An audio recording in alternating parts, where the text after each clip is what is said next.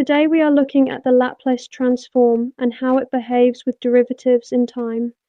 The Laplace transform takes a function of time and turns it into a function of a new variable f. In words, the Laplace transform of f of t equals the integral from 0 to infinity of f of t times e to the power of negative st dt. Unlike the Fourier transform, which needs the function defined for all time, the Laplace transform only needs f of t defined for positive time. This makes it perfectly suited to problems that have a clear starting instant, like a switch turning on at time 0. Now let's find a rule for transforming a first-time derivative. In words, the Laplace transform of the first derivative of f of t equals s times the Laplace transform of f of t minus f of 0.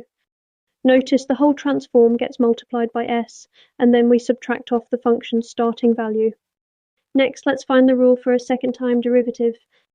In words, the Laplace transform of the second derivative of f of t equals s squared times the Laplace transform of f of t minus s times f of 0 minus the first derivative of f, evaluated at 0.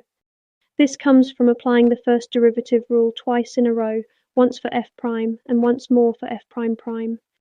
Now let's check this by going back to the integration by parts step directly. Integration by parts on the first derivative rule gives a boundary term, evaluated at infinity, minus the value at 0. As long as f of t does not grow faster than the exponential decay factor, e to the power of negative st, that boundary term at infinity vanishes to 0. This confirms our rule is valid, and the Laplace transform correctly turns derivatives in time into simple algebra in S.